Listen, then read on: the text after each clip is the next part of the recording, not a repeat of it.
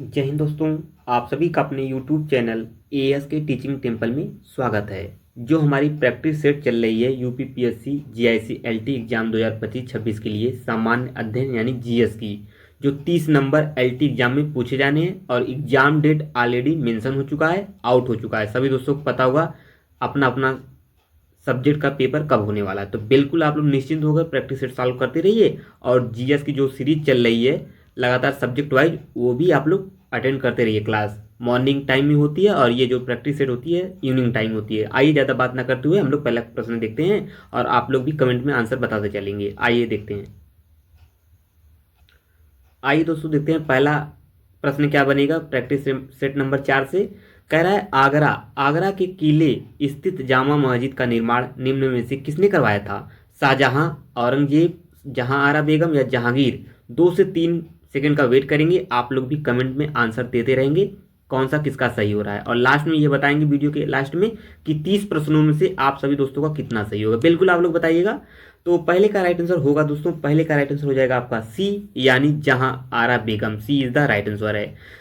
आगरा के किले स्थित जामा मस्जिद का निर्माण निम्न में से किसने करवाया था? तो जहां आरा बेगम ने करवाया था। आगरा के किले में स्थित जामा मस्जिद का निर्माण शाहजहां की ज्येष्ठ पुत्री जहां आरा बेगम ने कब करवाया था? सन समझ लीजिए आप लोग 1648 में, 1648 में करवाया था। आइए हम लोग सेकंड क्वेश्चन की तरफ मूव करते हैं। आप लोग बताते चलेंगे कि कौन सा किसका राइट आंसर है, कमेंट में आप लोग भी बताते चलेंगे। ये रहा दोस्तों दूसरा प्रश्न। दूसरा क्वेश्चन क्या कह रहा है दोस्तों, हाल ही में किस राज्य ने पहला साइकैड गार्डन प्रारंभ किया है? कहाँ पे? सिक्किम या उत्तराखंड या दोस्तों आपका उत्तर प्रदेश एंड झारखंड? तो आपको बताना दूसरे का राइट आंसर क्या है, कमेंट में बताते जाइए। दूसरे का राइट आंसर हो जाएगा Uttarakhand. B is the right answer है। उत्तराखंड ने पहला साइकैड गार्डन प्रारंभ किया है। तो आइए थर्ड क्वेश्चन की तरफ हम लोग मूव करते हैं। इसमें टॉप 30 यानी 30 प्रश्न होंगे जो एलटी में पूछे जाएंगे। भारत के उच्चतम न्यायालय ने निजता मतलब जो प्राइवेसी होती है, निजता के अधिकार को भारत के संविधान के निम्नलिखित में से किस आर्टिकल के अंतर्गत या अनुच्छेद के अंतर्गत रखा है? यह प्रश्न बहुत ही महत्वपूर्ण है और आप सभी दोस्तों को इसका राइट आंसर पता होगा। सभी मित्र इसका राइट आंसर बताएंगे, गलत नहीं होना चाहिए। अनुच्छेद 15, अनुच्छेद 16 एंड अनुच्छेद 19 या अनुच्छेद 21। तो राइट आंसर थर्ड का हो जाएगा दोस्तों डी, यानी 21 के तहत आता है निजता का अधिकार। और न्यायमूर्ति जो के एस पुट्टस्वामी बनाम भारत संघ के मामले में सर्वोच्च न्यायालय ने घोषित किया कि गोपनीयता संविधान के आर्टिकल 21 में यानी अनुच्छेद 21 में जीवन और दैहिक स्वतंत्रता की गारंटी के तहत संविधान रूप में संरक्षित अधिकार है। ये कुछ इंपॉर्टेंट फैक्ट यानी तथ्य थे, हम लोग उसको भी डिस्कस करते हुए चल रहे हैं ताकि एग्जाम में अगर प्रश्न बने इनसे तथ्यों से तो आपका गलत ना होना चाहिए। जो महत्वपूर्ण प्रश्न होंगे मैं उसको डीपली डिस्कस करता हुआ चलूंगा इसी प्रैक्टिस सेट में। तो आप सभी मित्र वीडियो के लास्ट तक बने रहिए, ये सीरीज बेहद ही इंपॉर्टेंट है। हम लोग टोटल दोस्तों 50 प्लस प्रैक्टिस सेट सॉल्व करेंगे। ऑलरेडी मैं 6 प्रैक्टिस सेट ऑलरेडी करा चुका हूँ और ये चौथा नंबर चल ही रहा है। तो एक बार आप लोग चैनल को जरूर विजिट करिए, सभी की प्लेलिस्ट बनी हुई है, बहुत ही शानदार तरीके से तैयारी कराया जा रहा है एएस के टीचिंग टेम्पल के द्वारा। तो आप लोग एक बार जरूर चैनल को विजिट करिए और जो मित्र नए हैं चैनल पर, चैनल को जरूर सब्सक्राइब कर लेंगे इस प्रकार के महत्वपूर्ण लेक्चर को प्राप्त करने के लिए। और जो पीडीएफ है, सभी क्लास नोट्स एंड लेक्चर का पीडीएफ पाने के लिए आप लोग टेलीग्राम को ज्वाइन कर लीजिए एएस के टीचिंग टेम्पल को, लिंक नीचे डिस्क्रिप्शन में दिया गया है दोस्तों। लाठी क्लब की स्थापना निम्नलिखित में से किसने की थी? भगत सिंह, लाला लाजपत राय या बाल गंगाधर तिलक, बिपिन चंद्र पाल? तो चौथे का राइट आंसर दोस्तों हो जाएगा सी, यानी बाल गंगाधर तिलक। लाठी क्लब की स्थापना बाल गंगाधर तिलक ने की थी। इसके अलावा इन्होंने गणपति महोत्सव, बहुत ही महत्वपूर्ण तथ्य होगा, इसको आप लोग शॉर्ट नोट्स में मेंशन करते चलेंगे। मैं हर वीडियो में इसलिए कहता हूँ ताकि आप लोग एक शॉर्ट नोट्स तैयार कर लेंगे, ताकि एग्जाम टाइम दोस्तों एग्जाम टाइम बेहतर रिवीजन के लिए एक शॉर्ट नोट्स तैयार हो जाए। तो बिल्कुल आप लोग तैयार कर लीजिए। जैसे गणपति महोत्सव, शिवाजी महोत्सव, हिंदू अखाड़ा आदि की शुरुआत बाल गंगाधर तिलक ने की थी। यह प्रश्न पूछा गया है इसलिए डिस्कस कर दिया हूं मैं। आइए अगला क्वेश्चन देखते हैं दोस्तों। अगला प्रश्न बनेगा भारत में सबसे बड़ा लिग्नाइट उत्पादक राज्य कौन सा है? तो उड़ीसा है, तमिलनाडु, छत्तीसगढ़ एंड झारखंड। तो पांचवें का राइट आंसर हो जाएगा दोस्तों बी, यानी तमिलनाडु है। भारत में सबसे बड़ा लिग्नाइट उत्पादक राज्य तमिलनाडु है। भारत में लिग्नाइट मुख्य रूप से प्रायद्वीपीय ढाल के दक्षिणी और पश्चिमी भागों में पाए जाते हैं। तो आइए हम लोग आगे बढ़ जाते हैं। अगला क्वेश्चन देखते हैं, ये आपके सामने क्या है क्वेश्चन दोस्तों। प्रश्न कह रहा है छठवां, छठवां क्वेश्चन कह रहा है भारतीय संविधान में किस संविधान संशोधन के द्वारा मौलिक कर्तव्य को शामिल किया गया था। बहुत ही महत्वपूर्ण प्रश्न है, स्टार कर लेंगे इसे। तो बताना है 44वें संविधान संशोधन 1978, 42वें 1976, 74वें 93, 61वें 1989। तो आपको बताना है राइट आंसर होगा क्या। छठवीं का राइट आंसर हो जाएगा दोस्तों बी, यानी 42वें संविधान संशोधन 1976 1976 में हुआ था। और ये जो संविधान संशोधन हुआ था सरदार स्वर्ण सिंह समिति की अनुशंसा या सिफारिश पर, तो ये आप लोग जानते हुए चलेंगे। और 92 संविधान संशोधन है, 92वां जो संविधान संशोधन हुआ था 1976 वाला 1976 में मौलिक कर्तव्य को जोड़ा गया था, जिसको संविधान के भाग 4 में 4 के अनुच्छेद 51 के तहत रखा गया है। तो ये आपको पता ही होगा। आइए हम लोग आगे बढ़ जाते हैं, 7वां क्वेश्चन देखते हैं। क्वेश्चन आपका अगला बनेगा अभिनव भारत नामक संस्था को किसने स्थापित किया था। दामोदर सावरकर, हेमचंद कानूनगो, लाला हरदयाल, महादेव गोविंद रानड़े।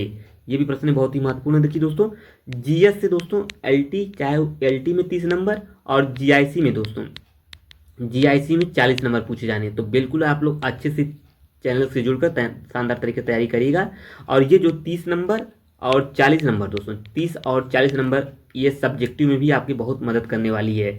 60 नंबर आपके सब्जेक्ट से आने वाले हैं, 60 नंबर, और यहाँ से भी आपके सब्जेक्ट में 3 से 4 प्रश्न देखने को मिलेंगे। तो मैक्सिमम मान के लिए 65 आपके हो जाएंगे, 65। तो आप लोग अच्छे से चैनल से जुड़कर शानदार तरीके से तैयारी करते रहिए और प्रैक्टिस से डेली दीजिए। और मेरे द्वारा हर बार मैं इस चैनल के द्वारा एक प्रैक्टिस डेली आती रहेगी, आप लोग उसका आंसर देते रहेंगे। तो राइट आंसर होगा 7वें का दोस्तों ए, यानी विनायक दामोदर सावरकर। महाराष्ट्र के विनायक दामोदर सावरकर ने 1904 में दोस्तों 1904 ईस्वी में अभिनव भारत नामक संस्था स्थापित किया। इस संगठन के जो सदस्य थे पीएन वापट बम बनाने की कला सीखने के लिए पेरिस गए थे। तो ये चीज़ें हम लोग डिस्कस करते हुए चल रहे हैं ताकि आपको अच्छे समझ में आता चले। निम्न में सुमिलित करिए। चलिए आइए हम लोग कर लेते हैं। मतलब कौन सा दिवस किस दिन मनाया जाता है। 21 जून को कौन सा दिवस मनाया जाता है दोस्तों, तो भैया ये मनाया जाता है विश्व संगीत दिवस। कौन सा दिवस, विश्व संगीत दिवस। 14 जून को दोस्तों विश्व रक्तदाता दिवस। एंड आपका 8 मार्च को महिला दिवस, बहुत ही सबको पता होगा, बहुत ही चर्चित दिवस है। 10 दिसंबर को विश्व मानवाधिकार दिवस। तो आइए मिला लेते हैं कूट में, कूट का आंसर मिलाएंगे तो इसका राइट आंसर क्या होगा कमेंट में आप लोग भी बताते चलेंगे। तो इसका राइट आंसर हो जाएगा दोस्तों ए, यानी 2 1 4 3 ए राइट आंसर है। सभी दोस्तों को पता होगा। 30 में से कितना सही होगा आप लोग कमेंट में लास्ट में जरूर बताएंगे। आइए आगे बढ़ जाते हैं हम लोग। देखते हैं हम लोग 9वां प्रश्न है, ये मैथ का है। 5 मीटर कपड़ा बेचने के दौरान अर्जित लाभ उस कपड़े के 2 मीटर के क्रय मूल्य के बराबर होता है। अर्जित लाभ प्रतिशत होगा। तो आप लोग सॉल्व करिए और कमेंट में आंसर बताएंगे। कल वाले लेक्चर यानी 3rd वाले प्रैक्टिस सेट में सभी दोस्तों ने कहा था अलग से पेज लेकर समझाने के लिए, बट ये वाला सवाल थोड़ा छोटा है इसलिए मैं इसी में समझाने का प्रयास करता हूं। अगर चीज़ें ना समझ में आए तो बिल्कुल मैं आप लोग कमेंट करिएगा, मैं इस चीज़ को दोबारा सॉल्व करके आपको टेलीग्राम पे डाल दिया करूंगा। तो देखिए समझते हैं प्रश्न क्या कह रहा है। 5 मीटर कपड़ा बेचने के दौरान अर्जित लाभ उस कपड़े के 2 मीटर के क्रय मूल्य के बराबर होता है। अर्जित लाभ प्रतिशत आपको बताना है। तो आइए हम लोग समझते हैं। देखिए जो 5 मीटर है, 5 मीटर कपड़े बेचने पर लाभ कितना मिलता है दोस्तों, 2 मीटर लाभ बराबर 2 मीटर हो गया दोस्तों। तो 100 मीटर, उसी प्रकार क्या होता है 100 मीटर के लिए 100 मीटर कपड़ा बेचने पर लाभ कितना प्राप्त होगा दोस्तों, तो ये जो 2 मीटर है और 5 मीटर यही 2/5 हो जाएगा। 2/5 गुणे 100 कर देंगे। जब इसे आप लोग सॉल्व करेंगे कितना आएगा दोस्तों, 5 दूना 10, 2 बचा तो 2 दूना 4 यानी 40, 20 दूना 40, तो कितना आया 40% आया। यही आपका आंसर है। क्या आया 40%। एक बार पुनः देख लीजिए, मैं समझाने का पूरा प्रयास कर रहा हूँ कि सभी को समझ में आ सके। कह रहा है 5 मीटर कपड़ा बेचने के दौरान अर्जित जो लाभ है उस कपड़े के 2 मीटर के क्रय मूल्य के बराबर होता है। तो अर्जित आपको लाभ बताना है। तो कह रहा है जो 5 मीटर कपड़ा बेचने पर उसे लाभ 2 मीटर का प्राप्त होता है, सेम उसी प्रकार जब करेंगे 100 मीटर कपड़ा बेचने पर लाभ उसे कितना प्राप्त होगा, तो 2/5 हो जाएगा। 2/5 गुणे 100 कर देंगे तो उसी को जब आप हल करेंगे तो आ जाएगा आपका 40%। तो यहाँ पे राइट आंसर हो जाएगा दोस्तों बी राइट आंसर है। मुझे पूरा आशा है आप लोग को समझ में आ गया होगा। तो भी कोई प्रॉब्लम हो तो आप लोग कमेंट में करिएगा, उसका आंसर मैं दूंगा। चलिए आइए 10वां क्वेश्चन देख लेते हैं हम लोग। ये आपका 10वां क्वेश्चन कह रहा है भारत के संविधान के संबंध में निम्नलिखित कथनों में से कौन सा सही है। तो नगर पालिकाओं की शक्तियां संविधान के भाग 9 क में दी गई हैं आपात उपबंध संविधान के भाग 18 में दिए गए हैं। और ऑप्शन देखिए, संविधान के संशोधन से संबंधित उपबंध संविधान के भाग 20 में दिए गए हैं। तो नीचे दिए कूट का सही उत्तर बताना है, केवल 1 2 2 3 1 3 या 1 2 3 सभी। तो 10वीं का राइट आंसर हो जाएगा दोस्तों डी, मतलब इसमें सभी जो कथन है स्टेटमेंट राइट हैं, डी राइट आंसर है। एक बार आप लोग पुनः देख लीजिए, प्रश्न महत्वपूर्ण भी है और नगर पालिका से आते भी हैं प्रश्न, तो ये प्रश्न इंपॉर्टेंट है, स्टार कर लेंगे। और तीनों स्टेटमेंट इसमें राइट आंसर है। तो आइए हम लोग आगे बढ़ जाते हैं। 11 क्वेश्चन कहता है क्या, कह रहा है आज़ाद हिंद फौज का विचार किसने सुझाया था। बहुत ही महत्वपूर्ण प्रश्न होगा ये भी। मोहन सिंह या निरंजन सिंह गिल, शहनवाज या सुभाष चंद्र बोस। तो 11 का राइट आंसर क्या हो जाएगा दोस्तों, क्या हो जाएगा। तो 11 का राइट आंसर यहाँ पे हो जाएगा दोस्तों, क्या होगा देखिए, 11 का प्रश्न बनेगा ए, यानी मोहन सिंह। मोहन सिंह, आज़ाद हिंद फौज का जो विचार मोहन सिंह ने सुझाया था फरवरी या मार्च 1992 में। कब किए थे, फरवरी मार्च 1992 में, 1992 में ईस्वी में मोहन सिंह के नेतृत्व में इंडियन नेशनल आर्मी का गठन किया गया था। तो राइट आंसर है ए। आइए आगे बढ़ जाते हैं, 12 क्वेश्चन देखते हैं दोस्तों हम लोग। क्वेश्चन है भारतीय राष्ट्रीय कांग्रेस से संबंधित निम्नलिखित घटनाओं पर विचार करिए। तो आइए यहाँ से प्रश्न देखिए, इस प्रकार के जो प्रश्न ये है ना बहुत ही महत्वपूर्ण है। बहुत बार यह प्रश्न पीसीएस हुआ, आरओ एग्जाम हुआ दोस्तों, और आपका होने वाला है क्या, एलटी एंड जीआईसी की एग्जाम होने वाले हैं। तो आप लोग निश्चिंत रहिए, यहाँ से प्रश्न बिल्कुल बनेगा। जल्दी दोस्तों मैं वर्क कर रहा हूँ। पीसीएस का क्वेश्चन हुआ जो इतिहास के और ज्योग्राफी के जो युद्ध वाले हैं महत्वपूर्ण, जैसे ज्योग्राफी की कुछ जो चीज़ महत्वपूर्ण है, आरओ के लिए सभी के लिए बहुत ही महत्वपूर्ण सीरीज होगी। सभी का पीवाई जो प्रीवियस ईयर क्वेश्चन पेपर है उसका एनालिसिस करते हुए मैं उन प्रश्नों को लाने वाला हूं जो महत्वपूर्ण युद्ध लड़े गए हैं, जो बार बार प्रश्न पूछे जा रहे हैं, और ज्योग्राफी सेगमेंट से जो चीज़ें बार बार पूछी जा रही उसका बहुत ही शार्ट नोट्स के रूप में मैं आप लोग के बीच लाने वाला हूं। बहुत ही जल्द वो लेक्चर आपको देखने को मिलेगा।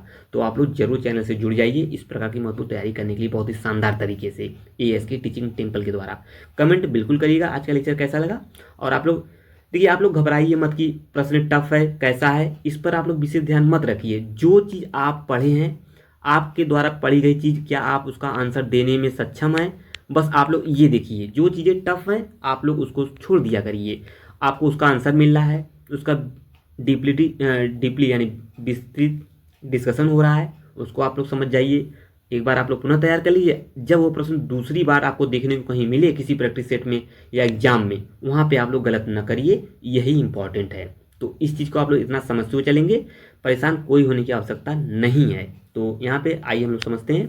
देखिए, गांधी इरविन समझौता कब हुआ था दोस्तों, तो आप भी बताते चलेंगे कमेंट बॉक्स में। 12 का राइट आंसर क्या हो जाएगा, गांधी इरविन समझौता दोस्तों हुआ था 5 मार्च, कब हुआ था, 5 मार्च 1931 में। तो आप लोग नोट करते हुए चलेंगे। भगत सिंह की फांसी कब हुई थी दोस्तों, तो भगत सिंह को फांसी हुई थी, ये सन इंपॉर्टेंट है, 23 मार्च को 1931 को ही हुई थी दोस्तों। एंड अगला हो जाएगा आपका भारतीय राष्ट्रीय कांग्रेस का 1931 का कराची जो अधिवेशन हुआ था, ये कब हुआ था दोस्तों, ये हुआ था आपका भारतीय राष्ट्रीय कांग्रेस का कराची अधिवेशन 26 से 31 मार्च 1931 को। कब हुआ था, 26 से 31 मार्च में ही हुआ था, 1931 को ही हुआ था दोस्तों। एंड अगला बनेगा चंद्रशेखर आज़ाद की जो शहादत हुई थी, ये कब हुई थी दोस्तों, 27 फरवरी 1931 को, 27 फरवरी 1931 को। देखिए आप लोग मिलाइए, तो इस अकॉर्डिंग इसका राइट आंसर है ए।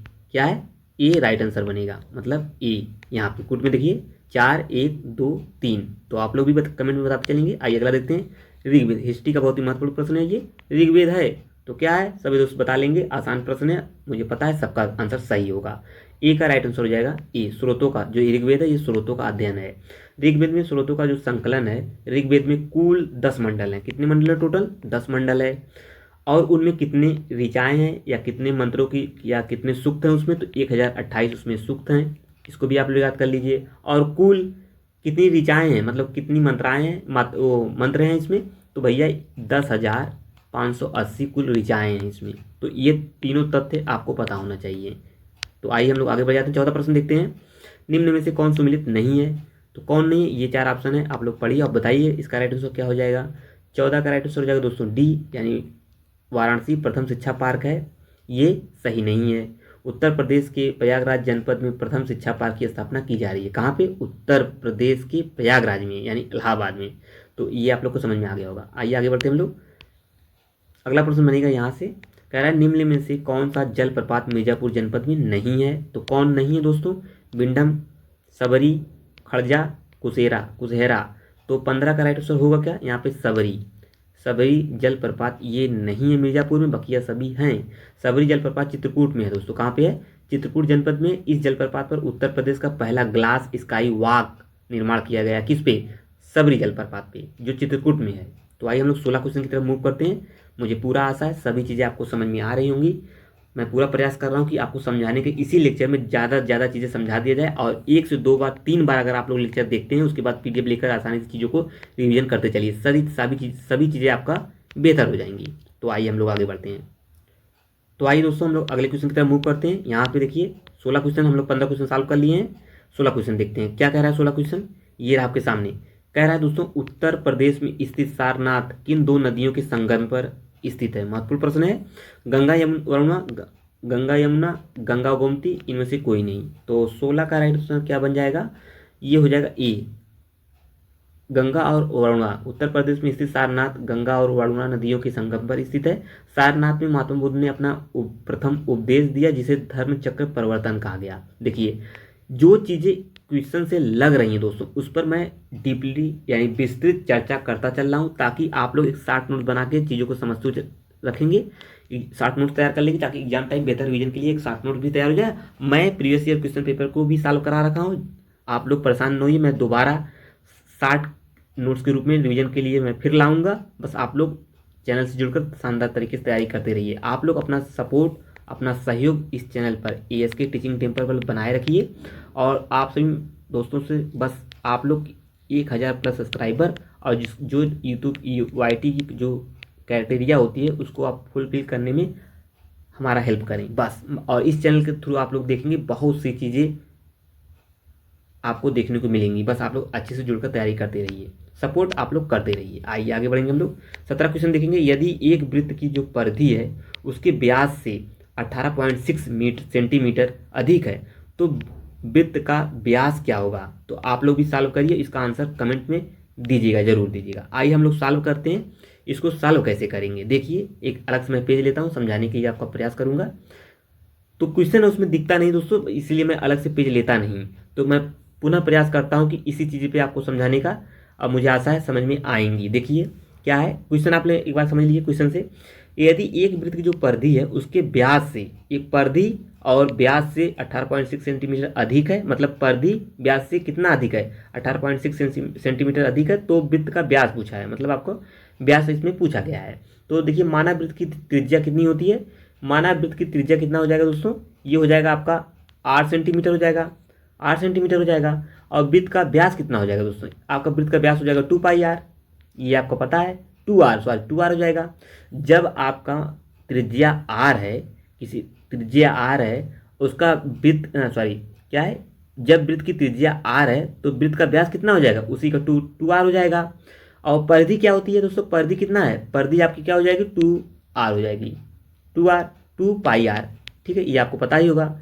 तो यही आप डायरेक्टली रख लीजिए। अब प्रश्न में क्या पूछ कह रहा है? कह रहा है जो वृत्त की परिधि है, ये परिधि उसके व्यास से कितनी अधिक है? दुगनी अधिक है, मतलब उससे कितना अधिक है? 18.6 सेंटीमीटर अधिक है। तो सॉल्व कैसे करेंगे?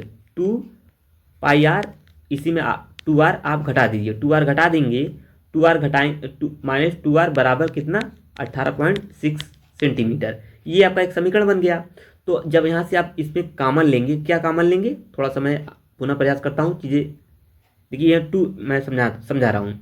2πr है, यहाँ पे -2r है, बराबर 18.6 है। तो 2πr और 2r में क्या कॉमन होगा? तो यहाँ पे 2r कॉमन हो जाएगा। यहाँ पे क्या होगा कॉमन? 2r कॉमन हो जाएगा। और अंदर बचेगा, क्या बचेगा? पाई -1 बच जाएगा, बराबर कितना होगा? 18.6 होगा।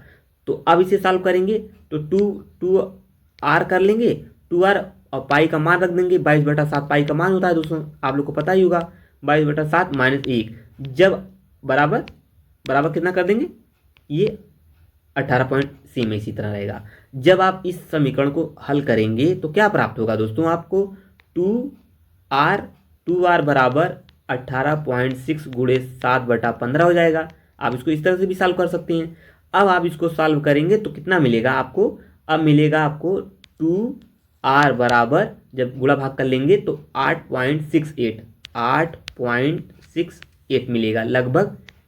इसमें बी वाला आंसर सही हो रहा है। मुझे पूरा आशा है, मैं पूरा प्रयास किया हूँ आपको समझ में आए, हर एक चीज़ को बोल बोल कर समझाने का प्रयास किया है। तो भी कोई प्रॉब्लम हो आप लोग कमेंट में बिल्कुल कमेंट करिएगा, मैं उसका सलूशन कमेंट में ही आपको देने का प्रयास करूंगा। चलिए आइए हम लोग आगे बढ़ जाते हैं। 19 क्वेश्चन देखते हैं, 18 क्वेश्चन देखते हैं दोस्तों। 18 क्वेश्चन क्या कह रहा है?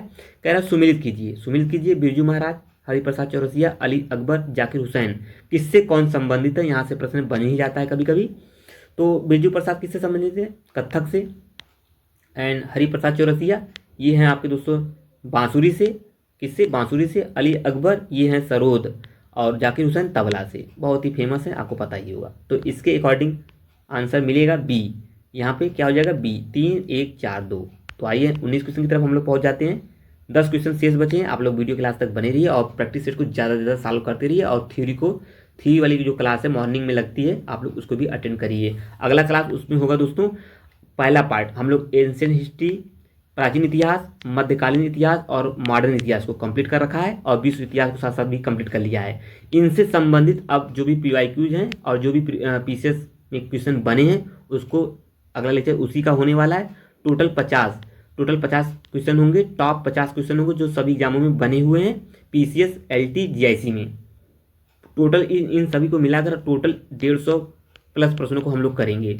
उसके बाद जो अगला लेक्चर होगा वो पॉलिटी का होगा। तो बिल्कुल आप लोग चैनल को सब्सक्राइब कर लेंगे इस प्रकार के लेक्चर को प्राप्त करने के लिए। तो आइए देखते हैं आगे। निम्न में से कौन सा देश विश्व के 2 सबसे बड़े कोको उत्पादक के रूप में विख्यात है? तो कौन है वो दोस्तों? 19 का राइट आंसर हो जाएगा दोस्तों सी, कोटे डी आइवर और घाना है। कोटे डी आइवर, घाना और 2 सबसे बड़े कोको उत्पादक देश हैं, जो कि वैश्विक कोको उत्पादक का लगभग 60% हिस्सा एशिया महाद्वीप में सबसे बड़ा उत्पादक देश इंडोनेशिया भी है। तो आइए हम लोग आगे बढ़ते हैं। 20 क्वेश्चन देखते हैं। 20 क्वेश्चन क्या कह रहा है दोस्तों? ये आपके सामने क्वेश्चन है। कह रहा है हाल ही में चर्चित महर्षि वाल्मीकि अंतर्राष्ट्रीय हवाई अड्डा कहाँ स्थित है? गोरखपुर में, प्रयागराज, अयोध्या, गोरखपुर, वाराणसी। तो 20 का राइट आंसर हो जाएगा डी, यानी अयोध्या में है। कहाँ पे है? अयोध्या। सभी दोस्तों पता होगा हाल ही में जो चर्चित महर्षि वाल्मीकि अंतर्राष्ट्रीय हवाई अड्डा है ये अयोध्या में स्थित है। चलिए देखिए तीसरा प्रश्न है, देखिए मैथ का दोस्तों, आप लोग भी सॉल्व करने का पूरा प्रयास करिए। यदि x² + 1/x² बराबर 7, तो x³ + 1/x³ का मान आपको इस वाले का मान निकालना है। तो इसे आप लोग सॉल्व करिए और कमेंट बताइए कि इसका आंसर क्या होगा। 16, 18, 20, 17। तो आप लोग भी बताते रहेंगे, थोड़ा सा मैं हिंट कर दे रहा हूँ, आपको बताने का प्रयास कर रहा हूँ, आप लोग उसी के तर्ज पे सॉल्व करेंगे तो आंसर आपको देखने को मिलेगा। देखिए x² + 1/x² + 2 बराबर कितना है? 7 है, और 7 है तो 7 दोनों तरफ, इन दोनों में, तो ये जो समीकरण है दोस्तों x² + 1/, ये देखिए 1/x प्लस बराबर 7 है, तो दोनों तरफ आप 2 को जोड़ दीजिए, मतलब इसमें भी 2 जोड़ दीजिए और इसमें भी 2 जोड़ देंगे, तो दोनों तरफ 2 जोड़ने पर जो मान प्राप्त होगा दोस्तों, तो उस पर मान रख के आप लोग जब दोनों पक्षों का घन कर देंगे तो उसका आंसर निकलेगा दोस्तों 18। ठीक है, तो इसका आंसर निकलेगा 18। तो यहाँ पे राइट आंसर है बी। तो इस तरीके से सॉल्व करेंगे तो आपको आंसर देखने को मिलेगा। ठीक है दोस्तों, हम लोग आगे बढ़ते हैं और प्रयास करिए, एक एक प्रश्न आपको लिए छोड़ देंगे ताकि आप लोग भी लगाने का प्रयास करिए। निम्नलिखित में से कौन सा प्रमाणीकरण का सबसे कम सुरक्षित तरीका है? Retina pattern, password, fingerprint, keyboard. देखिए इस तरीके के प्रश्न आते रहते हैं कंप्यूटर से। और 22 का राइट आंसर हो जाएगा बी, यानी पासवर्ड है। पासवर्ड प्रमाणीकरण का सबसे कम सुरक्षित तरीका है, क्योंकि इस पासवर्ड को कुंजी पाठ, फिंगरप्रिंट या रेटिना पैटर्न जैसी भौतिक चीज़ का नकल आसानी से किया जा सकता है, तो ये कम सुरक्षित है। आइए आगे बढ़ेंगे। 23 क्वेश्चन देखिए दोस्तों, शरीर में ऑक्सीजन ले जाने के लिए महत्वपूर्ण भूमिका निभाते हैं कौन?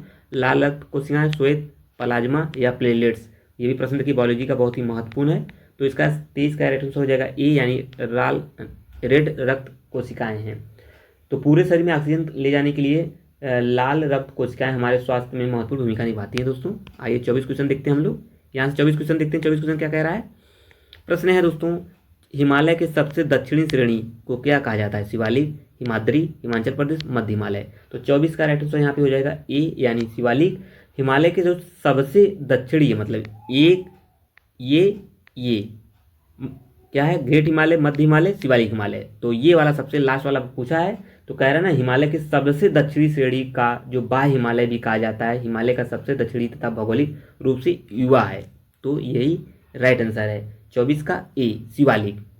तो आइए हम लोग आगे बढ़ते हैं, अगला क्वेश्चन देखते हैं 25वां। 5 प्रश्न और शेष बचेंगे इस वीडियो में। बैंक की स्थापना, भारतीय रिजर्व बैंक की स्थापना कितने वर्ष 1 अप्रैल 2025 को पूरे हुए थे? तो 25वें का राइट आंसर हो जाएगा दोस्तों सी, यानी 90। आइए हम लोग आगे बढ़ जाते हैं। और भारतीय रिजर्व बैंक की स्थापना कब हुआ था दोस्तों? 1 अप्रैल 1935 में हुआ था, ये आपको पता ही होगा। जो 1 अप्रैल 2025 को स्थापना के 90 वर्ष पूरे हो चुके हैं। तो ये भी प्रश्न कभी कभी इस तरीके के प्रश्न आ जाते हैं प्रेजेंट ऑफ माइंड वाले, ताकि आपकी समझ के ऊपर डिपेंड करता है। कनोला मानव उपयोग के लिए उगाई गई विशिष्ट प्रकार की तिलहन सरसों की किस्मों को निर्दिष्ट करता है। इन किस्मों की प्रमुख विशेषता क्या है? तो क्या होगा? 26 का राइट आंसर हो जाएगा डी, इनके तेल में एरूसिक अम्ल की बहुत अल्प मात्रा होती है। चलिए आइए 27 क्वेश्चन हम लोग देखते हैं। रोजमर्रा के इस्तेमाल में लाए जाने वाले निम्न में से कौन से पौधे का फल भाग है? सौंफ, सदाबहार, सतवार, खस। बहुत ही महत्वपूर्ण प्रश्न होगा। इस तरह के कभी कभी प्रश्न बनते हैं जो आपके डेली लाइफ में यूज होते रहते हैं, तो प्रश्न यहाँ से बन ही जाते हैं। 27 का राइट आंसर है दोस्तों ए, मतलब सौंफ।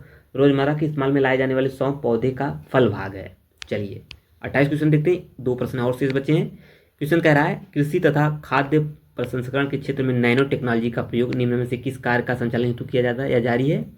तो क्या है दोस्तों? ये चारों स्टेटमेंट फसलों में पनपने वाली बीमारी की पहचान एवं निदान, खाद्य सामग्री एवं उत्पादों को सुरक्षित रखना, पर्यावरण अनुकूल फसल विशेष के रूप में उर्वरक तथा कीटनाशक डिलीवरी प्रणाली विकसित करना, या द्वितीय हरित क्रांति लाना। तो भैया इसका राइट आंसर होगा क्या? देखिए यहाँ पे पूरा प्रश्न देखिए। तो अब आप लोग बताइए कूट में मिला के कौन सा राइट आंसर है। तो आप लोग देखते हुए चलेंगे, ये बार पुनः आप लोग देख लीजिए इस तरीके से। तो क्या होगा? 28 का राइट आंसर हो जाएगा दोस्तों ई, मतलब 1 2 3 4 सभी इसमें सही हैं। चलिए 29 क्वेश्चन देखते हैं। 29 क्वेश्चन क्या कह रहा है दोस्तों? दिए गए कूट की सहायता से सही उत्तर आपको बताना है। तो बताइए। उत्पादक और स्रोत, अफीम ये दोस्तों फल है, अफीम क्या है? आपका फल है। हींग आपका दोस्तों जड़ है। एंड रबड़ आपका दोस्तों तना है। एंड कुनैन आपकी छाल है, ये आपको पता होगा। तो भैया मिला लीजिए फट से कूट, आप लोग आंसर दीजिए मिला के। बी, यहाँ पे बी हो जाएगा 3 2 4 1। तो लास्ट प्रश्न है आज की इस प्रैक्टिस सेट नंबर 4 का। अगली प्रैक्टिस सेट पाने के लिए आप लोग बने रहिए चैनल पर। आइए, हाइग्रोमीटर की मदद से निम्नलिखित में से किस प्रकार की आर्द्रता मापी जाती है? मुझे पता है, आपको पता है। सापेक्ष आर्द्रता, पूर्ण आर्द्रता, विशिष्ट आर्द्रता, उपयुक्त में कोई नहीं। 30 का राइट आंसर हो जाएगा यहाँ पे ए, सापेक्ष आर्द्रता मापी जाती है।